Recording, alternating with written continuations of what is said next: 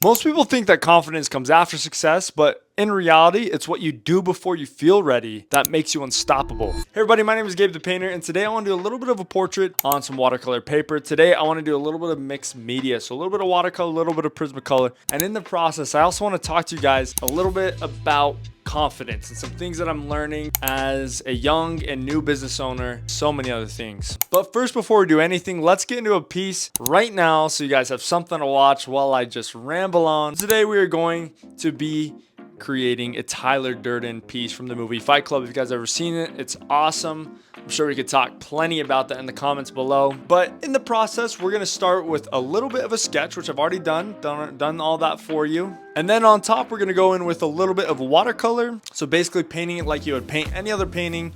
And then finally, those final touches is all gonna be done with Prismacolor. Okay, so without further ado, let's get right into this. Let's talk a little bit, okay? Because I don't have a lot of time. The footage in which I've created this art piece, it went by pretty quick. So I'm gonna keep it simple. To start, as a young business owner with my wife, and all these experiences have led me to a couple conclusions in my life. One is that confidence is really not the result of success. It's not the fruit of success in any case. Yeah, absolutely. You do become more confident when you succeed at something. But a lot of it comes down to what you do with the time beforehand. Here's one thing I've learned.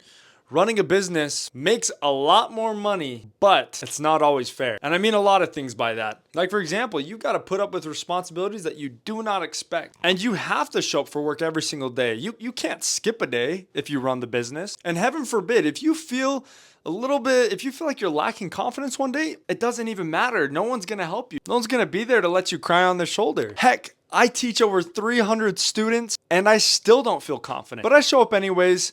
And I'm building my confidence in my own abilities, not just in my teaching abilities, but in my own artistic ability. Those two separate skills, I'm building confidence in ways I never thought I would. And as you guys know, I've got an art YouTube channel with almost 5,000 subscribers at this point that I'm uploading this video. And I'm always afraid of misrepresenting myself or giving other people the wrong idea based off of the art I do or the art that I post. But the truth is, what makes me authentic is my past. And sometimes this gritty, kind of dark side is quite reflective of the experiences that I've had. But not only that, how I'm growing and becoming better through them. I love this criminal aesthetic when I do art, but I also really, really love Christ. And just because I do one thing doesn't say anything in particular about me. But one thing is for sure, because it is a reflection of where I came from and how I'm currently changing, it pushes me to get a little bit uncomfortable when I have to post it. And with that, I stand out. I'm not like your average artist that you see everywhere else. Embrace what sets you apart. Because if you don't, then how do you expect yourself to